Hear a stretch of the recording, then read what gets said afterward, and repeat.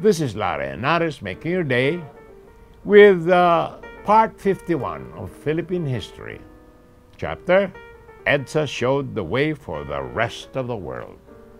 Aside from the fall of the Berlin Wall and the communist authoritarian regime, the most important aftermath of EDSA was the dismantling of the white racist regime in South Africa. F.W. de Klerk, who became president in 1989, removed the ban on the Black Party, African National Congress, ANC, and other anti-apartheid parties, and released Nelson Mandela and other political prisoners.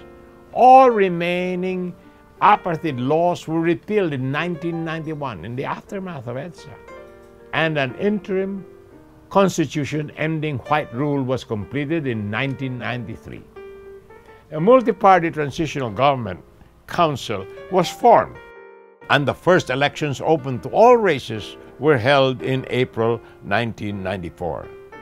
The ANC won over 60% of the vote, and Mandela was elected president. Writing of EDSA and its aftermath, Francis Fukuyama, in his famous article, The End of History, underscored the failure of strong governments of the left and the right, and argued that liberal democracy may constitute the end point of mankind's ideological evolution, and as such constitute the end of history. Now, such is the legacy of our EDSA 1 revolution to the rest of the world. For years, students of history have said that our EDSA revolution is non-replicable in the Philippines, that it represented a convergence of fortuitous events and chance happenings that could only come from the hand of God and cannot be repeated in 100 years.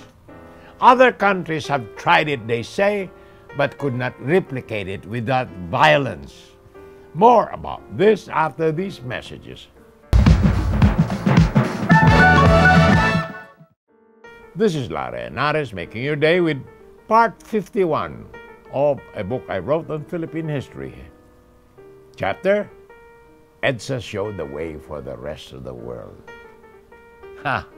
And then EDSA 2 revolution happened on January 17 to the 19th, 2001, and it was better than the first time around. It came unexpectedly with fortuitous events and chance happenings that revealed the hand of God. It was even faster, 3 days instead of 4 days the first time. It was less violent, no soldiers with fixed bayonets, no tanks, no planes appeared to threaten us. We did not have to change our constitution. It was intact and could have worked if it were not for the greed of corrupt officials enticed by billions of ill-gotten wealth. The radical left, the militant right, and the way above all, the students joined hands in the streets and peaceably raised their voices for justice so loud that the whole government crumbled, and the erring president, Estrada, fornicator, gambler, drunkard, thief, and liar, finally succumbed to public demand and left Malacanang. We Filipinos must really be the children of God. Otherwise, how could it be possible for us to do it twice and better than ever the second time around? In principle, we are opposed to any foreign bases within the national territory. However, the American bases in the Philippines are governed by existing treaties and agreements, which come under periodic review by both parties. Our position should be guided by 4 considerations. First, survival. Whether our country can survive an attack against the bases by a nuclear power. Second, sovereignty. Whether the implementation of existing treaties violates Philippine sovereignty, especially in regard to crimes committed by American personnel against Filipino citizens. Number 3, economic compensation.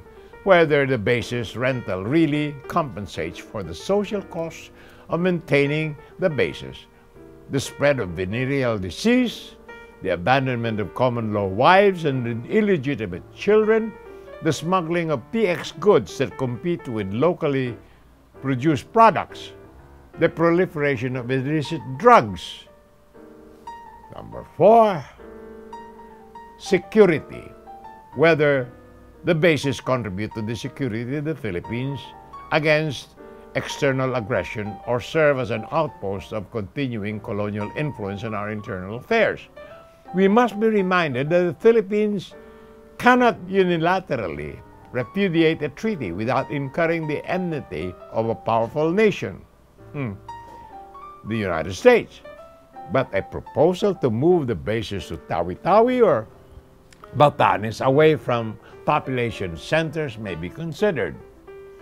More next time, my dear friends. This is Lara Henares, making your day, saying good day, God bless you. Thank you very much for being with us. Till next time, hasta la bye-bye.